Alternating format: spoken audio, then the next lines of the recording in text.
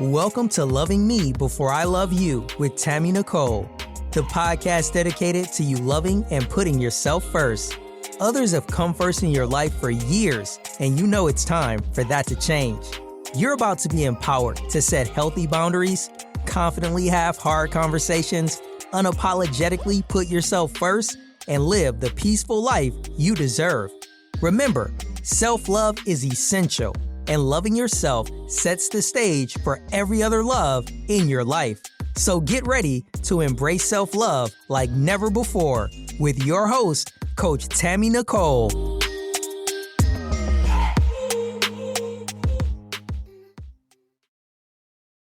Hey, it's Transformation Tuesday over here at Loving Me Before I Love You, the podcast where we stop performing, start healing, and choose ourselves on purpose. Hi, I am your host. I am Coach Tammy Nicole. I help women reclaim their voice, their worth, and their power so that they can stand in clarity, confidence, and courage. Today, we're talking about something that many of us spend our entire lives trying to figure out. Who are you beneath the roles, the responsibilities, the titles, the trauma, and the expectations? See, the truth is this: most of us don't struggle because we don't know what to do. We struggle because we built our lives around versions of ourselves that were created to survive, not to thrive. We became the strong one, the people pleaser, the perfectionist, the caretaker, or the overachiever, and somewhere along the way, we lost sight of who we really were. When we unpack the layers of who we are, it encourages us to do work like peeling things back. Everything has to be exposed, right? What was placed on you has to disconnect with everything that has been given like within you. You have to go boom, boom, boom. You got to shred it. You got what they say, pull the layers back like an onion. Learning to separate your identity from your experiences, your worth from your performance, and your voice from everyone else's expectations. See, joining me today, I have Miss Kenya Metoyer. I think I said her name right. And if I didn't, she gonna get me. But she is a personal growth strategist who is passionate about helping people confront the real challenges keeping themselves stuck. Whether it's breaking free from outdated habits or building emotional resilience or discovering their authentic selves, Kenya combines honest, practical strategies with an empowering approach that challenges you to grow while making you feel seen and supported.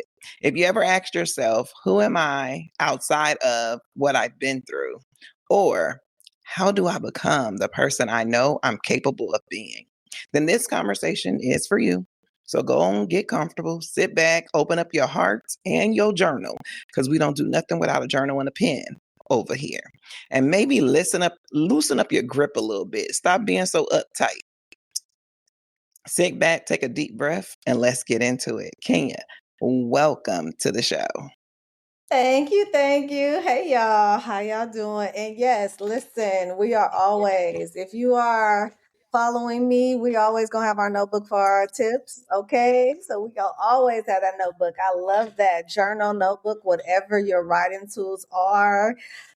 We're going to have them. All right. Hello, everyone. All day. So Kenya, when you hear the topic of the show, like just simply unpacking the layers, like what's the first couple of things that like literally flood your mind when you think about it? Oh, collateral damage and bag lady. Listen, I'ma always sing. I have musical Tourette, y'all, and it's gonna always come out, okay? But I always reference collateral damage and bag lady because it was serious when Erica was sitting up there. All you do is just throw stuff in a bag. You just throw it in there. Mm-hmm. And what I like to do is I call it stacked healing because what people don't understand is that they try to heal what's on the surface. Because I'm gonna be honest with you, Tammy, healing is the new buzzword. I like it, but you know, with these buzzwords right now, okay, one thing about your girl is I don't like those overused terms. I don't like when they misuse terms because you don't have the definitions. Like I have a keepsake dictionary where it breaks it down. Okay, you say this, but what it really is this. So when it comes to healing, people think that it's just the first thing that just happened to you. Right? Mm, It's just like, oh my God, I just broke up with him or her. I need to heal. Like, no, no, no, no, no. Let's bring that back. We need to talk about this because when it comes to stacked healing, it's not just what happened there. It's about something that happened prior and then hmm maybe a year ago or maybe five, or guess what? Maybe even when you were five. But the fact that you did not heal what happened when you were five, that carried on to something else that happened when you were 10. So guess what? That stacked the trauma. So now you have to stack the healing, but you didn't do that. So now you're 16 years old and so on and so forth.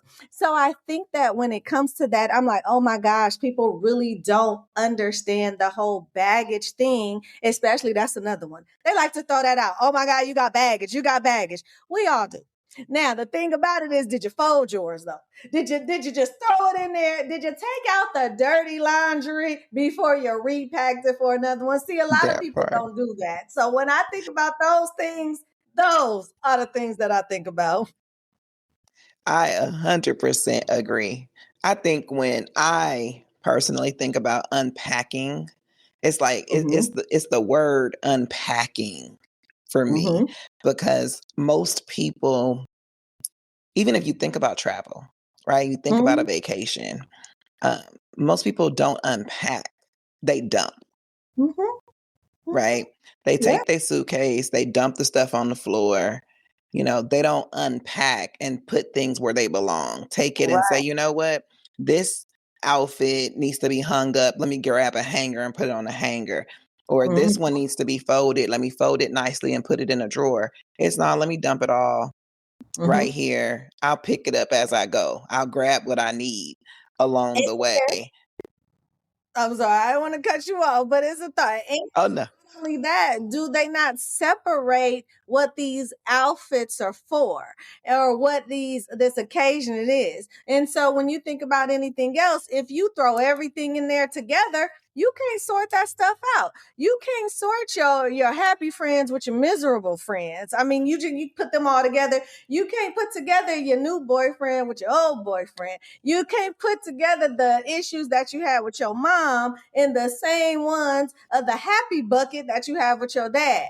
Like you saying, you're mixing everything together. And like what happens with mold, that one little mold, so that outfit that you didn't sort out or you didn't separate, and that it affects the other outfits. It's just all that's what you're saying. People don't know how to compartmentalize. Yeah, and and honestly, it's not really about the compartmentalizing as far as it is putting things in right order and in right place, right? So Mm-hmm. a lot of us will do certain things when it comes to our own like layers of who we are. Most of us Mm-hmm. don't know who we are. We don't know that we're layered. We think that we are little black and white. Um, but until you pull the layers back, until you go Right. like, oh, you have a difficult time with accepting compliments. Mm-hmm. And instead of just like trying to figure out Mm-hmm. why don't I like to accept compliments? Not that I don't like hearing them, Mm-hmm. but to accept them and own them and embrace them feels it feels like you shouldn't be doing that. Instead of us asking why, we'll just chalk it up to something else. Like, I mean, everybody says it, or she's my mama, Right. she's supposed to say it, or, Mm-hmm. you know, it's Or no true embrace. right. The other thing too that I coach people on is stop naming stuff just because you heard it. Meaning, for an example, what's a big one? I have trust issues. No, you don't. Because you can trust the restaurant that you went to prepare your food and you eat it. You can And the chair you trust sitting in. the school that you have enrolled your child in to educate yourself. So no, you do not have trust issues. And we label things like that. And the same thing with what you were saying. It's like I'm labeling like, oh no, I don't accept compliments, or I can't, or I'm uncomfortable here. And it's like, no, you're not. Stop labeling that, because again, we all say words are important. And so the more that you identify yourself, a lot of people don't understand, they're identifying themselves Oh, mentally 100%. by the things that they are accepting and telling themselves without, like you saying, really understanding the background that it comes from. Because everybody's just going day by day. People are just going day by day. They're waking up, they're taking in the environment that they had, and that's, let's just go with 18 hours. I'm not going to say 24 because we got to sleep sometime, some of us, right? But whatever, let's just break it down to 12 hours. Whatever we do during that 12 hours day, we are taking that in. Our environment, what we ate, what somebody said, what we Mm-hmm. overheard, how we felt, right? And then at night, we process that, wake up again, and do the same thing. And so we aren't sitting with ourselves long enough to, like you said, peel back the day, to separate what affected me today. What affected me today? What changed my mood? What energy did I have? And what environment am I not going back into? We don't take enough self analysis at the end of the day. We just end the day and go to sleep. We dread the day so much. We dread everyday life so much. We dread situations. We dread Mondays, right? We can't wait for Fridays. We dread Mondays. Why does it have to be a manic Monday instead of a marvelous Monday? I don't know, but that's because this is how we program ourselves. So that's why we also don't know ourselves. It's because we're programming ourselves for the 12 hours of the environment that we were out there to. Yeah, I think the reason we don't know ourselves is because we're not trained, nor do, as you said, sit with ourselves. We're not trained to dig deeper. A lot of us are simply trained to accept the things that come from other people. Absolutely. That's how we become people pleasers. That's how we end up in circumstances that we don't per se understand, nor do we agree with. Most of us have difficulty with sitting long enough to decide, do I like that? Do I not like that? Do I want this? Do I not want this? And is that somewhere I want to go? I think about, even I teach this on a regular basis, but there are times where even for myself that I say, shoot, what do I want to do? And there are times I have to catch myself. Don't call so-and-so to ask them what you want to do, because they don't know what you want to do. The Right. only person with that answer is you. But Correct. we're quick to ask the next person, what should I do? Where should I go? My birthday's coming up and I'm like, what do I want to do for my birthday? Oh, I don't know. I know I want to go on a trip. Well, let me Right. call so-and-so. Girl, where should I go for my birthday? What should I be? And it's like, why does she know? Why would she know? Now, can she provide a level of suggestions to you at 100%? But whatever you choose, if you're choosing it based upon what she wanted, what she suggested, that's her trip, not yours. You need to provide the source of the answer. So in other words, instead of asking them where I should go, you can call somebody and say, hey, here are the places I desire to go. Now let's help me figure out which one's the best option for this particular trip. But I want this, I want that. I need to, I want to feel this way. I want to have this experience. Are these things in this place? And you can basically have somebody to help you kind of navigate, but it all should start and end with you. You don't get their opinion, you get their facts. And I love that you said that. And one thing that my daughter will say is be like, oh my God, Mom, you would think that way because you have a secure attachment style, but everyone doesn't have that. And that is true.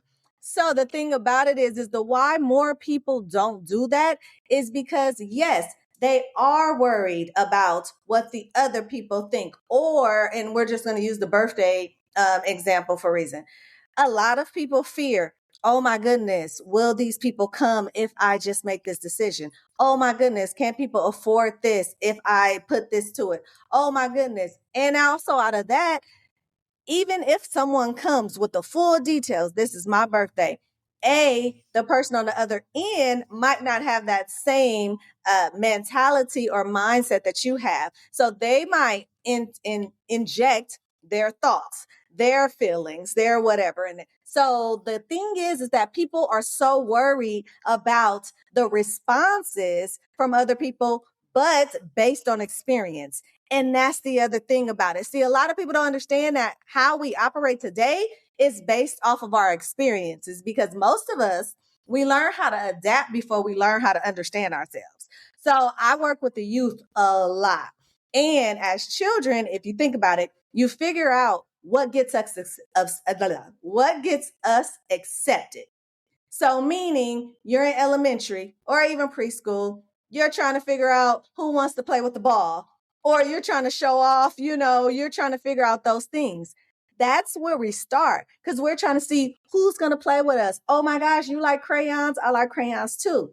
And as you grow, you're trying to see what's going to earn your approval, what's going to make you happy. We're not going to get into the, oh my God, the little boy likes me, the little girl likes me, none of that.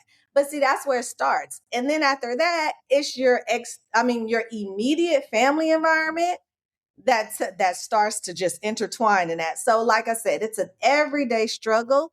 But then, like you're saying, they don't teach those skills when No. you're young on how to start to identify yourself while you're trying to be accepted as well. And so honestly, that's why I started a nonprofit, is to teach the children the life skills outside of the classroom, because they don't teach conflict resolution. I'm called the crash out coach. Okay. And so what that is I teach kids how to crash out, because that's another word that's new right now. Like, so many kids are crashing out these days. They don't have the tools. They just are immediately, what, Drake, 0 to 100. I'm like, you're 5 years old, baby. Why are we doing this? And so again, it's the immediate environment, but also trying to be accepted. Think about it too. And then I'll stop here, because I could go on, especially when it comes to the children, but that's where it starts. That is where it starts. If you think about, I always ask everyone, in person or online, what was your first model of love? I need everybody to really sit down and think, what was your first model of love? And then you'll think about it, and I'm pretty sure you'll be like, oh, you'll have a thought from when you were younger, when you were 5, when you were 7. It could be, oh my God, my grandma, or whatever. For me personally, I grew up in a loving 2-parent home. And I always have to add that loving 2-parent home, because it's always a huge discussion about children being successful if they have a 2-parent home. It has to be a loving 2-parent home. You can have a 2-parent home, but that's where I learned my first model of love. And then the support system around me. I grew up, aunties, uncles, cousins, all married. And so I saw that. But if you ask someone else, I've heard grandmother so many times.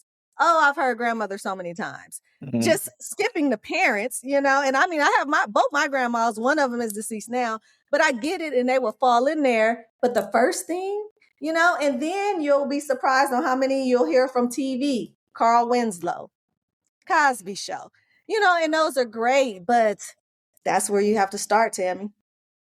Well, the reality to that, though, is because most of them were being raised by TV because parents were out trying to make money. A lot of them come from single parent households. So it does make a big difference. Now, in reference to where we kind of learned to not care about ourselves and to care about other people is in childhood. I mean, you think about the very first thing you told when you go to a playground is be considerate or share your toys. So-and-so wants to play with that. And you give it to them, even though you clearly wanted to play with it. You got it in your hands. You know what I mean? It's something you wanted to do too, but we're not taught to put ourselves first. And I think it's a very interesting phenomenon, simply because I'm a Bible thumper around here. I'm not about to put no Bible on your head, but I'm going to tell you that even if Jesus told me that I need to love my neighbor like I love myself, that means I had to start with me, and so many people holler about, treat your neighbor right. And it's like, yeah, but I can only treat my neighbor right if I treat myself right. I can't treat them right and treat me wrong. Correct. But we as women do it all the time. Why? Because we give our very last, everything that we have available to everybody else, and then we're drained like nobody's business. sitting wondering what next. But if you unpack Mm-hmm. all the layers that got you to that spot, the part that you get back to, the center that you get back to is you, and the you don't know. And you don't know her. Mm-hmm. The little girl is sitting in the Mm-hmm. corner waiting on you to come pick her, waiting on you to come and play with her, waiting on you to have a real conversation. She's sitting in the Mm-hmm. corner waiting, but you have piled all these pieces of clothes on you that belong to other people. They don't even belong to you. You done took on everybody Correct. else's lifestyle, everybody else's thoughts, everybody else's belief system, and you're still trying to figure out what's going on. And I And think that actually, that's when we get to the root of it all, because mm-hmm. the little girl is asking what's happening. And I actually have an entire workshop on that on YouTube. But where I break it down is where I always ask the question, why? Who put that on you? I don't think a lot of people ask those type of questions. A lot of people just blame themselves. And then, like I was saying earlier, put that title on yourselves. I will never go around calling myself the strong one. I will never go around calling Never. myself a single mother, although I did raise my child without her dad. I'm never a single mother because of my support system. That would be offensive to them. If I walked around here, then my support system will be extremely offended. But too many people discount what they have sitting in their pity because they won't do the self work, right? So going back to even what you were saying about sharing, I always put it on again, the immediate environment, meaning the parents or the guardians, because that's where it starts. So if you think about people that have siblings, there are some parents who has a younger sibling, stressed out, burnt out, tired, didn't really want that kid, shouldn't have had the kid, whatever the case may be. But now the older sibling becomes the second parent, right? And it comes to that. So now the younger sibling is crying, hooping, hollering, and then the parent doesn't want to deal with it. So tells the older sibling, just give it what it wants. Shut it up. So now the older sibling has stepped into that role. And now that older sibling has to bow down. Well, I don't want to use the word bow down. That's not the word that I want to use. But now the sibling has to just sit up there and cater to the younger sibling. And now this becomes their identity. This becomes everything that they are saying. I had my nonprofit we run on Saturdays. And I asked the children in confidentiality, what do you wish your parents understood about you? 5 out of 10 kids said, my younger brother is more important than me. They like my younger sister more than me. That I'm invisible now that my younger sibling is here. Parents don't understand that though. And then another thing is that from what I hear from the youth is that they don't listen to me. They don't understand that sometimes I get frustrated too. And so again, this is where it all starts. But us as adults, not knowing ourselves and not taking the time to process, not understanding that it's passing down to our children. And that is where the cycle starts. It all starts with what we are showing our children because it's nothing that we're saying. I tell my parents time and time and time again, don't tell them what you want them to do. You have to show them. You have to show them. We have 4 generations. Yeah. It's my granny, my mom, myself, and my daughter. My daughter's 23. My daughter lives in another state. My mom's busy. I'm busy, right? But if whenever I go visit my daughter and I'm around her friends, they're like, oh my God, y'all act just alike. But I haven't been around my daughter in months. You see what I'm saying? But then if I'm around, I met someone that my mom knew over the weekend, never met me before. And she's watching, she's like, oh my God, you are just like your mother. See, but we don't understand that it is more action than saying it. But the problem is we keep trying to talk it out. We keep trying to talk. Oh, no, it's definitely, kids do what they see, not what you say all the time. That is the one thing I preach to my clients and everybody. I mean, when I wrote my book, The Self-Love Blueprint for Moms, like it's a guide to break the cycle for generational trauma. And it's really built on teaching moms how to love themselves so that their kids grow up loving themselves.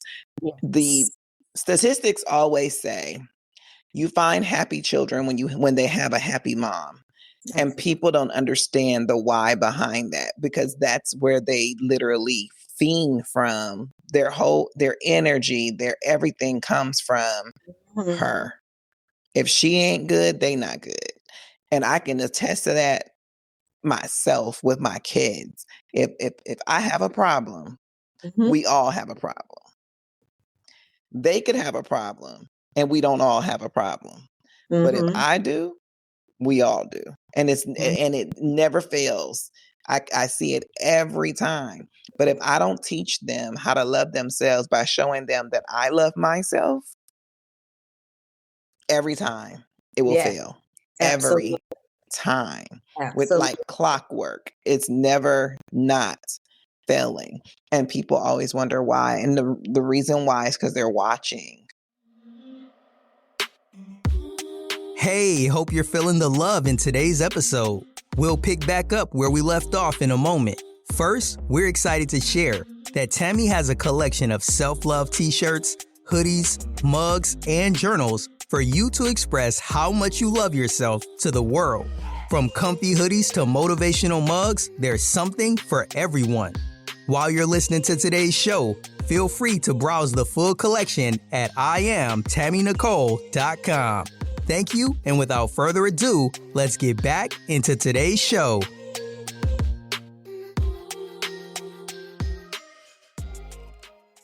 Right? They're learning what is your emotional maturity like? What is your emotional intelligence? How emotionally available are you?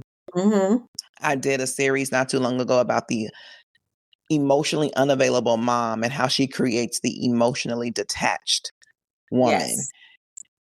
It's a real thing. But if we're not unpacking the layers and trying to figure out who we are, if we're not digging deep, if we're not literally taking the time to sit with yourself and understand your thoughts, like, why do I think this way? Why do I feel this way?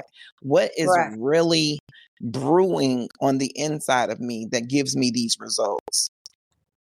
And also giving the other person grace too. And so when I talk about being labeled the strong one, I do see a lot of people, because I also have a series called Mood Mastery that I do for women.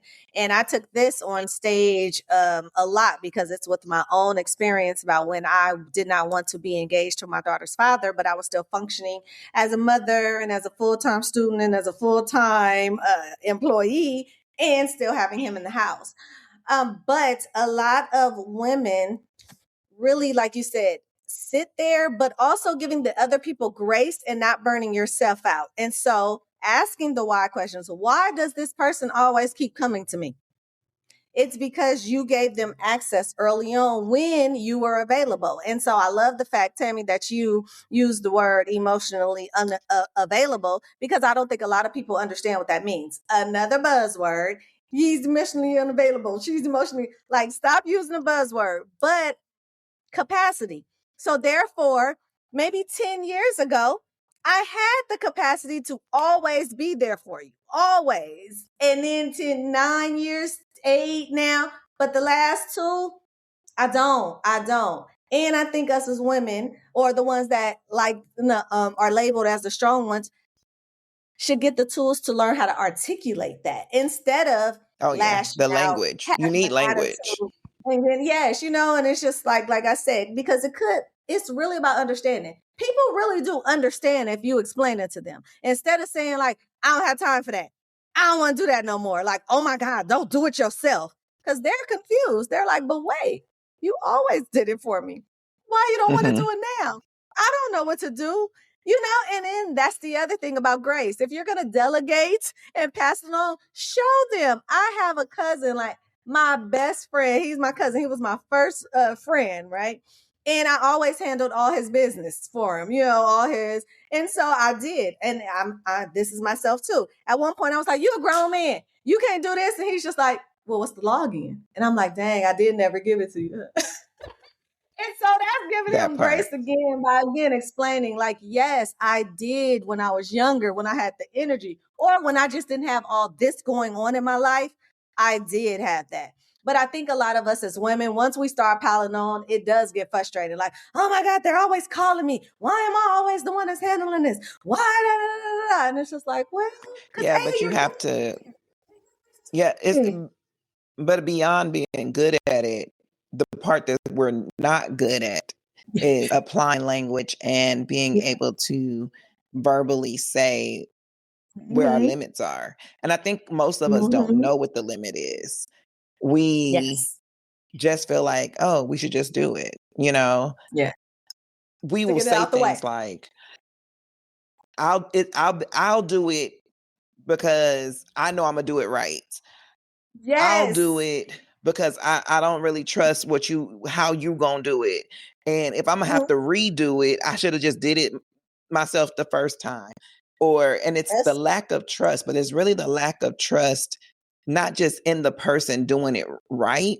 It's the lack of trust in yourself that you will be okay with whatever the outcome is, because nobody will ever duplicate you. So, of course, if they do it, it won't be done your way because they did it. It's not you doing it. And being able to simply accept that people will never do it your way. The question is, did it get done? And did it get done well? It doesn't have to be your way. It just needs to be done.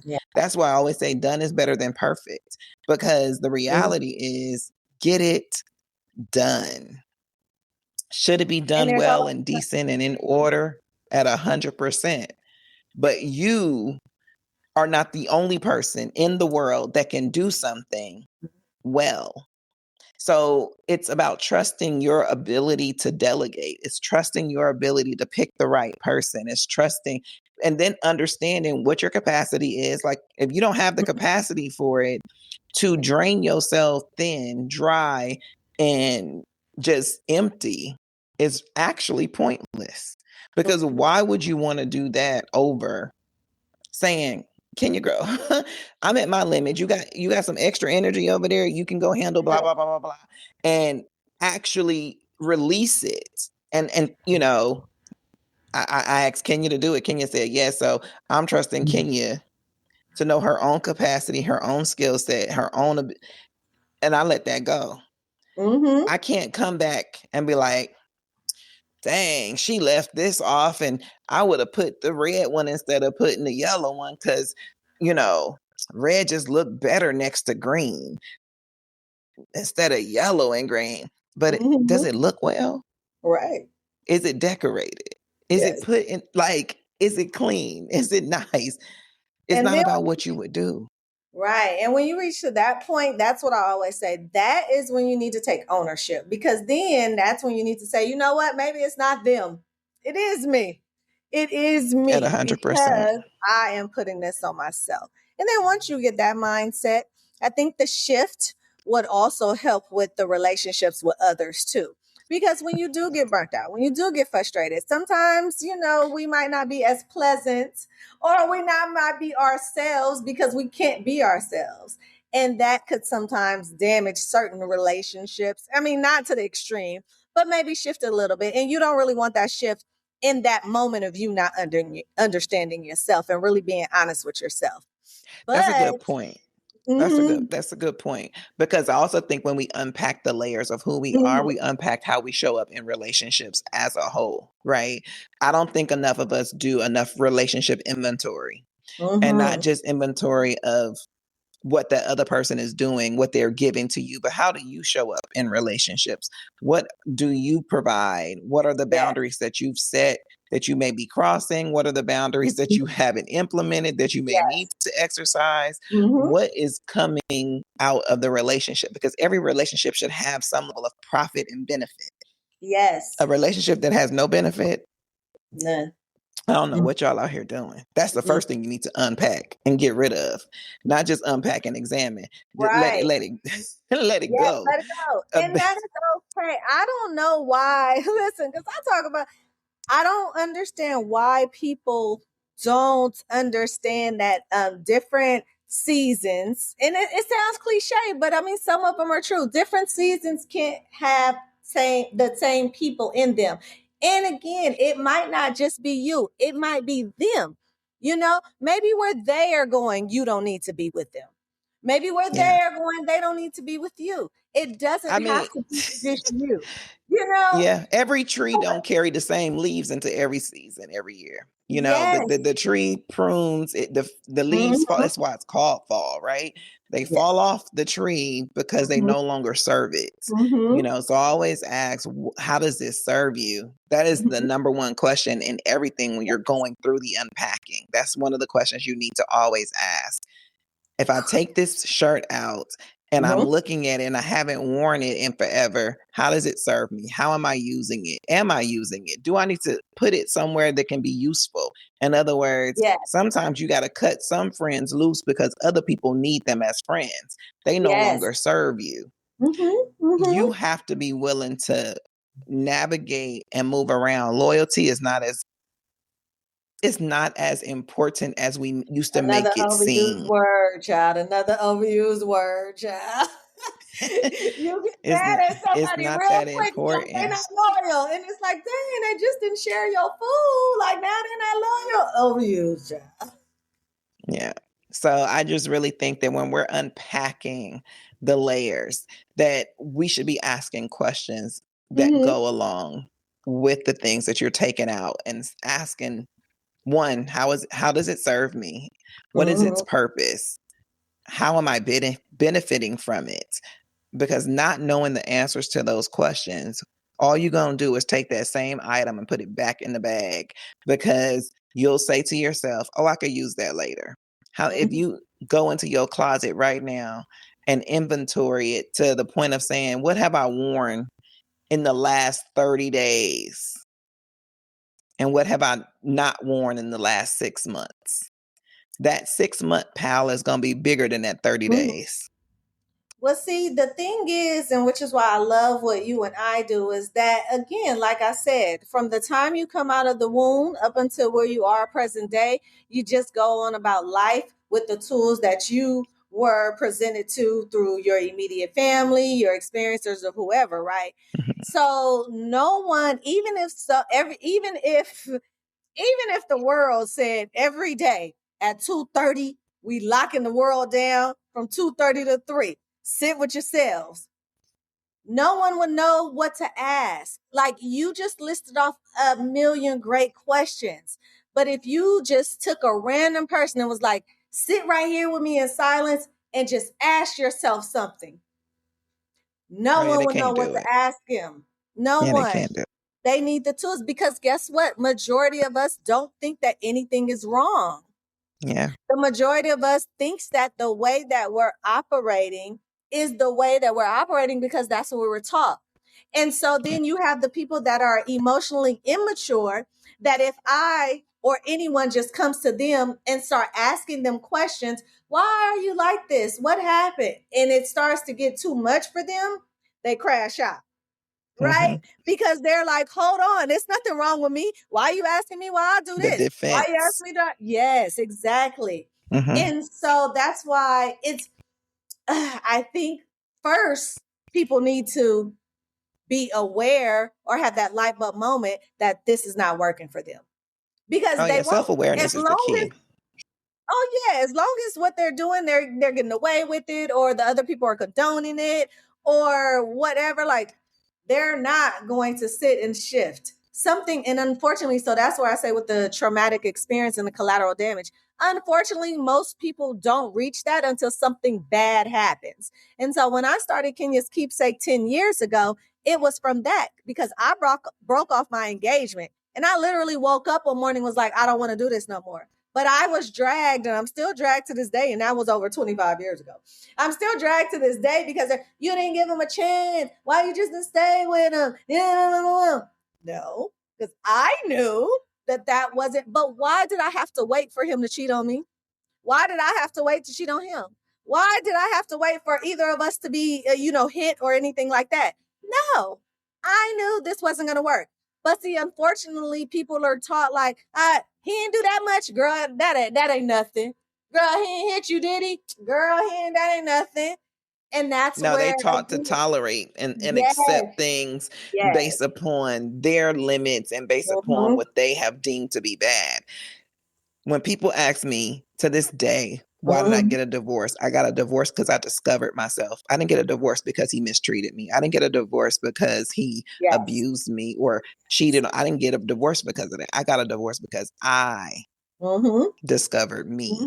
And the discovery of me was not in alignment with who he was, period. Yes. And I say this all the time, still to this day, period, over 20 years later, it's still not in alignment. So why would I sit up here and have listened to the world or everyone else, stay with them in 2 decades of my life miserable when we're still like, absolutely not. And so I think that's where it is. A lot of people just have to get the self-awareness part down and then understand, because guess what? Now we circle it back, Tammy. That's where that baggage comes from. That's where the baggage comes from. Yeah, it's created for sure over time. I think it's important to unpack it, though. If you don't unpack it for no other reason but to simply know what's in the bag. Yes. Because you have been putting so much in the bag over time, you don't even know what's in it. Like, it's just heavy. Yes. It's just full. It just have a lot of stuff. And sometimes you can dig into it. Sometimes you can dig into it and find a jewel piece that, resonates and is helpful. And you're like, girl, I ain't seen this in a long time. This coming back in style. And that's cool. Sometimes that works. But most of the time, it's junk. Most of the time, it's things that need to be, dusted off, cleaned up so that it can be used properly. And until you unpack it, until you dig deep, until you pull the layers back, you'll never see its beauty. It's just thrown in there and it's just shoveled. It's disheveled. You ever put on a shirt that's wrinkled? You know the shirt is cute, but you put it on wrinkled and you look a mess. But you iron it. You get the wrinkles out and put it back on, add you a couple of accessories, and it's a whole different thing. And it's like, girl, oh, you put that on. That look real good. So my issue with your shoes. Life. Oh, go ahead. Yes. I was gonna say my issue with shoes. It'd be the same thing. I love Crocs. Okay. But they'd be like, Kenya, did you have to throw them on today? I'm like, they're comfortable. They're like, you just messed up the whole, like from the rooter to the tutor. But I put them Crocs on. They'd be like, you didn't have to do that. Go. It's other shoe. You have sandals. You have something else. But going back to the point, you get caught up in you. Like, and it's just like, so what I would challenge, what I would love for somebody to do, the first thing, because again, there's a circle around you. I think that people really should pick 1 or 2 trusted people. Now, I know, Tammy, this might go against what you were saying earlier about calling somebody, but hear me out because it's a difference. I feel you on what you were saying. But I think that we don't even trust the people that know us best, right? And we get more defensive from there. So I'm not saying yes, you might know a lot of people, but don't go asking everybody. I think that's where we get it twisted too. We want to ask everybody like, oh, what about me? Or what did I do? Start getting opinions from everybody that we know. Because everybody sees you in a different light. But there has to be 1 or 2 people in your life that knows you better than yourself or just as good as you know yourself, and then ask them how they see you. Ask them how they view you. And the reason why I'm saying that is because, like I said, we are just walking along. We don't know if we're saying something offensive to somebody because we're just expressing or we're just saying it. A lot of us go around, that's just who I am or what I do. I just said what I said, but you don't know. So now that person is thinking you're nasty, you're rude, because you said something. But some people should really at least listen every now and then, not every day. I'm not saying it. Every now and then, ask someone that's close to how you look on. Oh, absolutely. That's inventory. Yeah. I agree with getting the thoughts of people in reference to how you show up in places. That's inventory. What you do with the information is really what matters the most. So, because some of these people don't per se know you. They just experience you. So it's more about, how do you experience me? How do I show up? Am I short? Am I a little, loud? Am I cutthroat with my words? you can ask them. And the simple question I would ask is, what is your experience of me? Yes. Period. Don't lead with nothing. Don't give them no options. None of that. Yes. I need to know how you experience me. Exactly. You know, I studied IO psychology. And so we do this with a lot of CEOs so that you can know how to run a company. And doing what we call a 360 assessment. You get somebody from every area of your life and you ask that. You normally ask more than one question, but the main question is, what's your experience, right? So how do you experience me? So I agree with actually doing that level of assessment, period. The point I was trying to make earlier was don't take everybody's idea of what you want, right? It's like, what do I want to do? What do I like? Right. I can't call Kenya and say, girl, what should I do for my birthday? Yes. You're going to give me what you want to do. Right. Because either you considering to go, or it's what you would want to do on your birthday, right? Yes. The consideration is not about per se me. And it's not that it's wrong, because I'm coming to you asking the question. So it's not that Kenya's in the wrong. No, it's I'm in the wrong, because I should have brought Kenya what I wanted. Right. And I should say, hey, Kenya, I'm thinking about this, this, this, and this. And let Kenya say, well, out of those choices, these are the ones I think fit you, or what I think you may actually enjoy, because I've seen you do X, Y, and Z. That means that her response is 100% about you. But when you don't give something and you just want them to tell you everything, that means you live your life based upon what other people think and what they want and what they need. And you just doing it. You just adapting and adopting their thoughts, their mindset. And you need to have one of your own. So unpack that bag. Yes. And also do what you need to do. Learn the difference too, because I love how we broke down the difference with that, because somebody would take those two scenarios and merge them. And I think that that's an issue that we have as well, the lack of understanding. So meaning that someone would have took what both of us said and either was like, I ain't gonna go to that person at all. Or you know what? I am, you know, and I just think that when it comes to that, because think of an argument, right?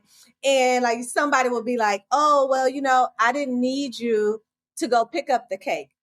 Somebody be like, oh, so you don't need me now? Oh, so you don't need me?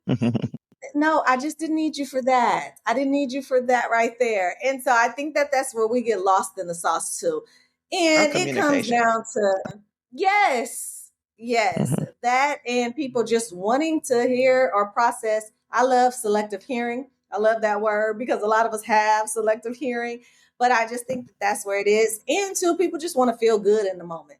If what you're saying is not making them feel good, or what you're saying to yourself is not making you feel good, you're going to go to whoever makes you feel good. That's so true. So as we're closing out and thinking about unpacking the layers, what 3 tips would you give the listener who's saying, you know what, maybe I do need to unpack this bag of me? The bag is you, if you were wondering. So what would you tell them? Is you. I would definitely first tell them to be okay where they are right now. I think a lot of people always want to go back to, oh my God, this started when I was 5. Although that might be true, you have the different tools and resources now at whatever age you are. So stop blaming your 5-year-old self. Stop thinking about, no, I would always say start where you are now and then work backwards, because you can't say, oh my gosh, you know, I stopped trusting boys at 5 when little Ray Ray pushed me. You know, you can't do that, you know, that, because that's not where that started. So I would say start where you are now. And then I would ask, where do you want to go? Because we don't know where we're headed. We don't know what our future is. We don't know what it's going to hold.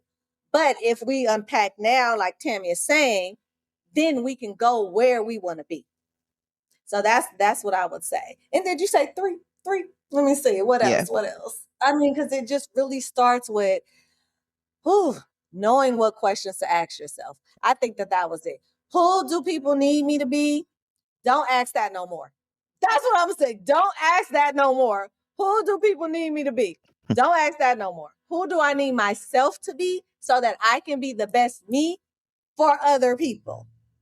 I think that's it. Look, I'll stop right there. I'll stop right there because that's good. Awesome. We need to stop asking ourselves. We need to stop saying to ourselves. That's a good one. Yeah. Agreed. We definitely should stop saying that. I will say this.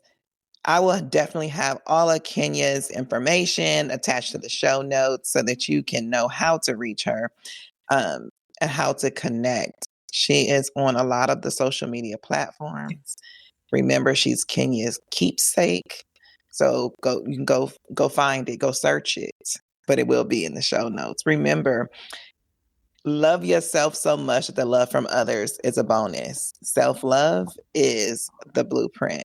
All coaching needs, you know what to do. Hit coaching at IamTammyNicole.com because you need to become her.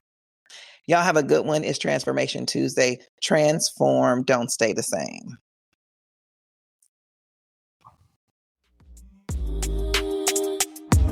That's a wrap on another episode of Loving Me Before I Love You. If you enjoyed today's episode, please take a second to show your support by subscribing and leaving a positive rating and review on Apple Podcast, Google Podcast, iHeartRadio, and Spotify. Stay connected with Tammy. Make sure you're following her on Instagram and TikTok at Coach Tammy Nicole. If you like to work with Tammy or have any questions you'd like her to answer, please head over to www.IamTammyNicole.com. Until next time, always remember to love yourself so much that the love from others is a bonus.